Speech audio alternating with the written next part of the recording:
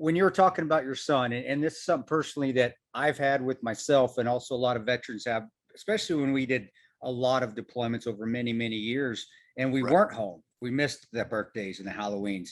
And I had to repair my relationship with my 16 when he was 16 is when we finally came because I was never home.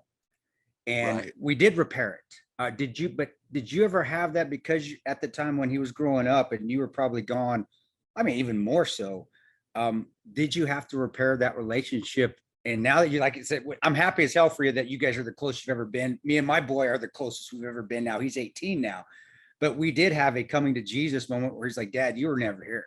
You were a Right. terrible, I mean, it was more, he didn't say it in so many words, but it was, Dad, you were a terrible father. You were gone. Basically, I'm putting the job before him. Did you Right. have that? And if you did, were you able to talk? How did you talk through it? Maybe that will help if other veterans are going through issues or anybody's going issues with family and sons and daughters and so forth, Right. because job has come first. Right. I mean, it was definitely, I mean, there were definitely a couple of years where it was difficult, you know? And, you know, part of that can just be human nature. Part of that can be the fact that, you know, I was gone for, you know, giant chunks of his time. It also didn't help that the relationship I was in before my marriage now was very toxic. Yeah.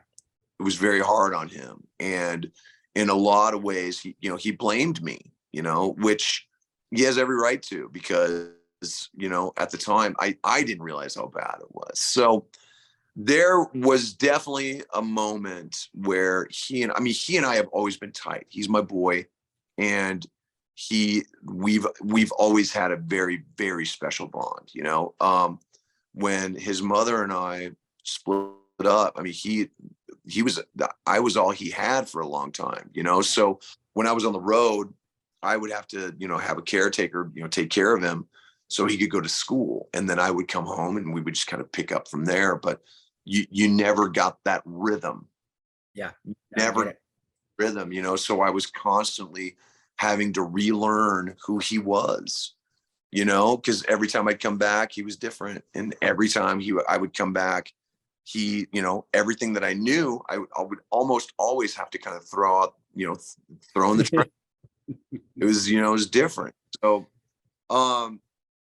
it was, once he got older, there was definitely a push back and forth, because he was starting to kind of come into his own. And between the anger that he had for, you know, missing so much, and the anger of the previous issues, and the anxiety that kind of had, you know, sprung up in his life because of my Midwestern way of being a father, which is you raise your voice and it doesn't matter why I want you to, you know, just all of that shit. It was tough, you know. So we butted heads for a few years, man. And then one year, you know, it just, everything just kind of clicked, man. And we both looked at each other in a very different way. Yeah.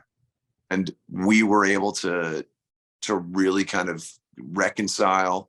Not that it was ever really bad, but just it was weird enough that I really felt like, I was like, man, I'm gonna lose him.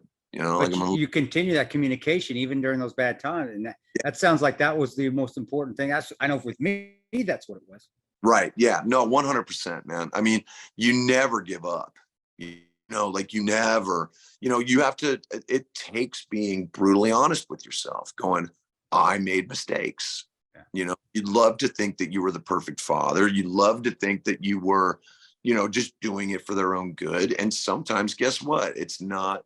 Those universal ways of parenting didn't always work, you know. And for me, realizing that, you know, maybe I had contributed to, you know, some of his anxiety hurt, you know. So I had to relearn how to be a parent, man. I had to relearn how to talk to my kid. I had to relearn how to, my son, and then realize that, you know, he's not a baby anymore, man. Like he's, you know, he's going to be 21 this year. And you know, it's actually been easier for me to talk to him as an adult than it was when he was younger, you know, because I had no skill set as a father like that, you know. So it's been tough.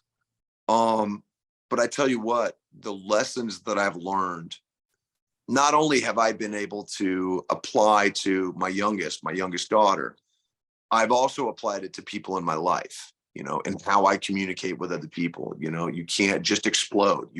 Have to, you have to create a conversation. You have to create a dialogue, because it's the only way people are going to be able to A, understand you, and B, not resent or fear you. And those two things are the death knell for any relationship.